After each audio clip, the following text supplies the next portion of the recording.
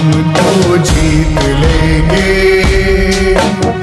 बढ़ चले जो हम तो मंजिल पा ही लेंगे।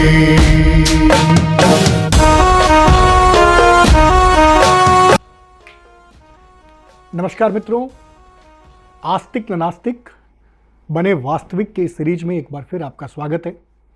जैसा कि मैंने आपको कहा था कि आप अपनी जिज्ञासाएं, अपने कौतूहल, अपने सवाल अगर मुझसे शेयर करेंगे तो मेरा आगे का रास्ता थोड़ा और सरल हो जाएगा। मैं इस सीरीज को और आगे बढ़ा पाऊंगा और मुझे खुशी है कि आप लोग अपने फीडबैक मुझे दे रहे हैं। और इन्हीं फीडबैक में से, इन्हीं सवालों में से एक सवाल मेरे पास आया पिछले दिनों के एपिसोड को देखने के बाद में। मेरे एक मित्र ने मुझे कहा कि ये ओवर थिंकिंग क्या है। ओवर थिंकिंग सामान्य तौर पर क्या होता है कि हम किसी भी शब्द को सुनने के बाद में अगर वो हिंदी का होता है तो उसे अंग्रेजी में कन्वर्ट कर देते हैं, और अंग्रेजी का होता है तो उसको हिंदी में कन्वर्ट करके उसका शब्दार्थ बता देते हैं, ज़्यादा सोचना। लेकिन क्या ये शब्द इतना ही है, या कि क्या इस शब्द से इससे पहले हम लोगों की कभी कोई मुठभेड़ नहीं हुई है? मुझे लगता है कि हुई है, लेकिन हमने कभी इस तरीके से विचार ही नहीं किया कि ओवर थिंकिंग के घातक परिणाम क्या हो सकते हैं और ओवर थिंकिंग करता कौन है।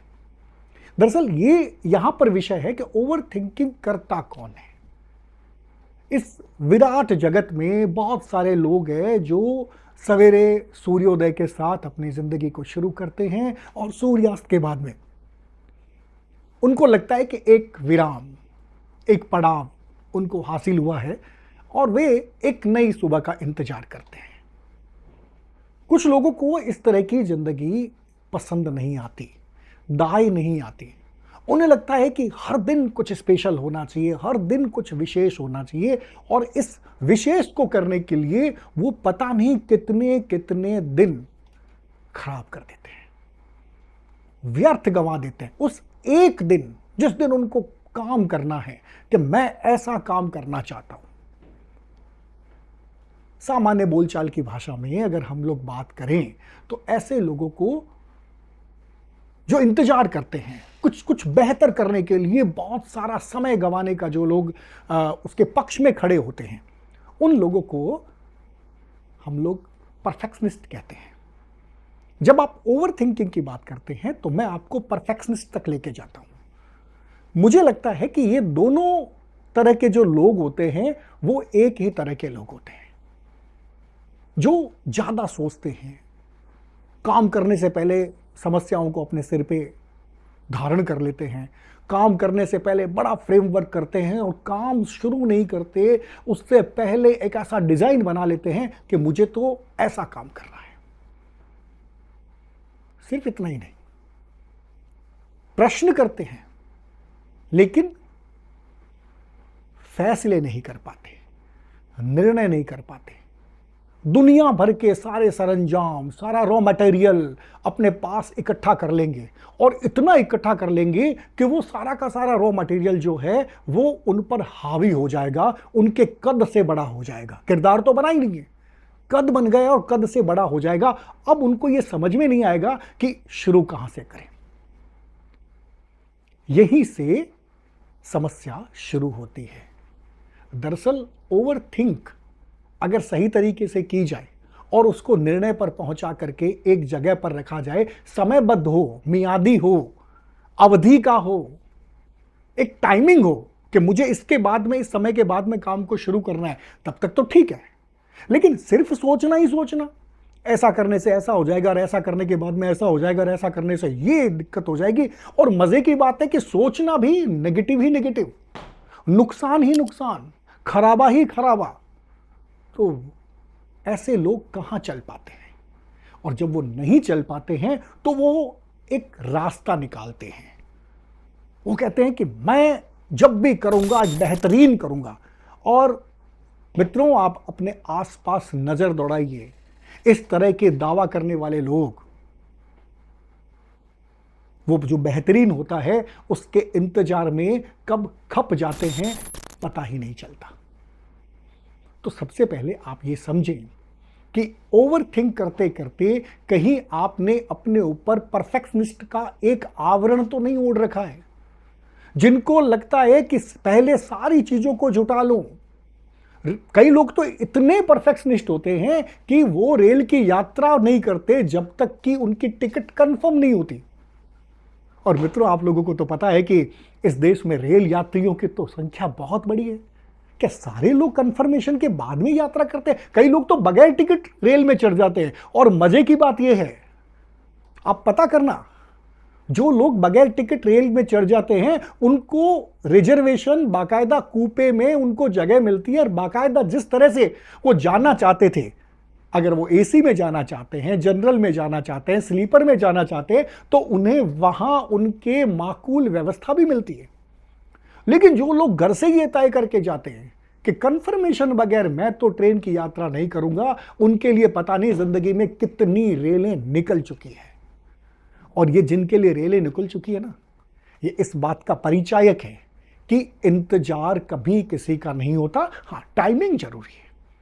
टाइमिंग, आप रेल की टाइमिंग के साथ अगर आपने क्या कि रेल यहां से निकलेगी और मुझे रेल में चढ़ना है, उसके बाद में ऐसा कोई भी मुसाफिर आज तक नहीं मिला जिसे उसकी रेल यात्रा में कोई परेशानी हो।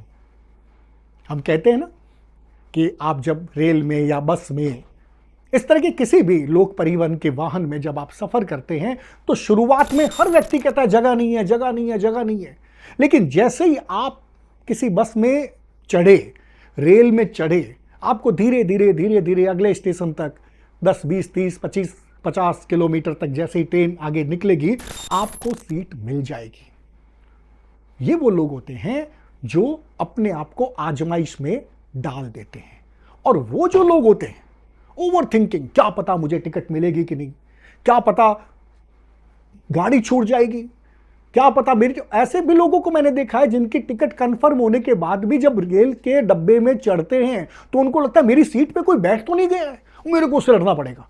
अब वो अपने दिमाग में एक लड़ाई चलती है, मैं उसके साथ ये कर दूंगा और मैं उसके साथ ये कर दूंगा। एक जो तनाव के साथ एक अजीब तरह का जो सोच है वो लेकर के ऐसे लोग जो चलते हैं, वो लोग बेसिकली ओवर थिंकर कहलाए जाते हैं। इन चीजों की जरूरत नहीं है मित्रों। आपको जरूरत इस बात की है कि आप तो पहला कदम रख दीजिए। आप जब पैदा हुए थे तो आपको पता ही नहीं था कि आप कौन सी सृष्टि में हैं।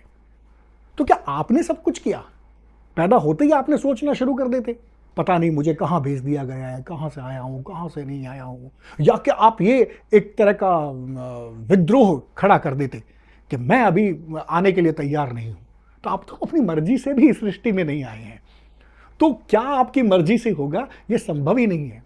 तो ये परफेक्शनिस्ट होने का जो आपने ड्रामा रचा रखा है अपने इर्द गिर्द, उससे सबसे पहले बचिए। अगर आपने परफेक्शनिस्ट होने के ड्रामे से निजात पा ली तो ओवर थिंकिंग से बच जाएंगे। यही से आपकी जो नई शुरुआत है वो होगी कि कम से कम इस जीवन के समर में अपना कदम तो रखें। आपके पास जो है, जैसा है, उससे काम चलाना शुरू तो करें। 2 कदम आप आगे बढ़ेंगे, हो सकता है कि आपको सुविधाएं मिलने लगे। लेकिन नहीं साहब, हम तो ऐसा नहीं करेंगे। बहुत सारे ऐसे लोग होते जिनको अगर कॉम्बिनेशन की शर्ट और पैंट, ड्रेस नहीं मिलती है तो वो घर से बाहर नहीं निकलते। अरे ये क्या हुआ? क्या आपको घर से बाहर कोई मना कर रहा है जाने से? और बहुत सारे लोग तो ऐसे होते हैं जो हाईवे पर सीधे उतरना चाहते हैं, उनको सड़क पसंद ही नहीं है घर से निकलने वाली। तो भैया कोई छत पर आकर के विमान ला करके आपको खींच के ले जाएगा तो नहीं, और वो भी लेके जाएगा तो आपको कम से कम उस विमान से गिराई जाने वाली रस्सी को पकड़ना पड़ेगा। मित्रों, ओवरथिंक से बचें। एक प्रवाह के साथ, सहजता के साथ जीवन के इस समर में उतरे। न तो सारे लोग आपके दुश्मन हैं और न ही सभी की आपके साथ रेस है। वो कहते हैं ना कि आपको अपने रास्ते चुनने का अधिकार है, लेकिन जब आप रास्ता चुनेंगे तो उस पर आपको चलना पड़ेगा।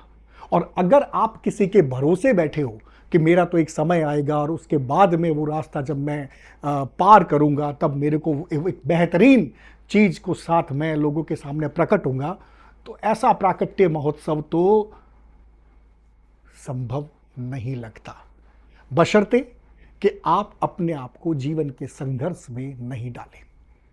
उपलब्ध संसाधन जो भी हैं, आपके पास जो भी हैं, उससे काम चलाना शुरू करें। धीरे धीरे आपको लगेगा कि ये जो था वो पर्याप्त ही नहीं, प्रचुर था। हमारे जीवन में इस बात को समझने के लिए एक जो आपका जो स्ट्रक्चर है ना, जो आपकी बॉडी है, आपका जो शरीर है, ये सबसे अच्छा उदाहरण है। आप इस सृष्टि में संपूर्णता के साथ आए हैं। आपके पास अगर 2 हाथ की जरूरत थी तो 2 हाथ है, 2 आंखें की जरूरत है तो 2 आंखें हैं। और अधिकांश लोग इससे लैस हैं, उनके पास सब चीजें हैं।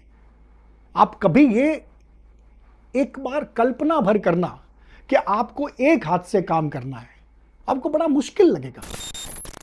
आपको उन लोगों के लिए सोचो जिनके हाथ नहीं होते, जिनकी आंखें नहीं होती, उनके बारे में तो आप सोच सकते हैं, लेकिन उनको भी काम करते जब आप देखते हैं तो आप तो प्रेरित होइए कि मेरे पास तो बहुत कुछ है। और ये जो बहुत कुछ है वो उपलब्ध संसाधन है जो आपके पैदा होने के साथ बाय डिफॉल्ट आपके साथ आया है। इससे बड़ा परफेक्शन क्या हो सकता है? और इस परफेक्शन को माने, बहाने बनाने छोड़िए, समस्याएं गिनानी छोड़िए और डरना छोड़िए। दरअसल बहाने बनाना या समस्याएं गिनाना डरने से जुड़ा काम है। लोगों के सामने आप फेल दिखना नहीं चाहते और इस वजह से, इस फेलियर की वजह से, इस फेलियर के डर की वजह से आप न जाने कितनी कितनी बार फेल होते हैं। आप पर एक शैथिल्य छाने लगता है और इस तरह से आप सक्रिय होते हुए भी दुनिया को आप चलते फिरते दिखते हैं, दुनिया को आप बात करते दिखते हैं, लेकिन अंदर ही अंदर आप खोखले होते जाते हैं। तो मित्रों, न तो ज़्यादा सोचें और न ही परफेक्शनिस्ट होने का दम भरें।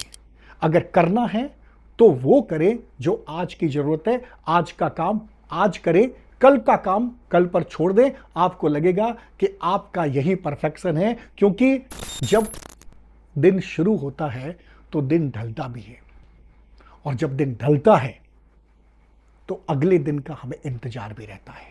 आज का काम आज करें, ना तो ज़्यादा सोचें और ना ये सोचें कि एक बेहतरीन काम के लिए मेरे पास एक ऐसा समय आएगा जिसे मैं ही परफेक्शनिस्ट होने के नाते कर पाऊंगा। इस तरह के भ्रम से अपने आप को मुक्ति पाइए। हम फिर बात करते रहेंगे, तब तक के लिए हमें आज्ञा दीजिए। आस्तिक न नास्तिक बने वास्तविक, इस सीरीज के इस एपिसोड को आज हम यहीं विराम देते हैं। अगले किसी एपिसोड के साथ हम फिर मिलेंगे, तब तक के लिए हमें आज्ञा दीजिए। नमस्कार। अंधेरा आज हम तो जीत लेंगे, बढ़ चले जो हम तो मंजिल पा ही लेंगे।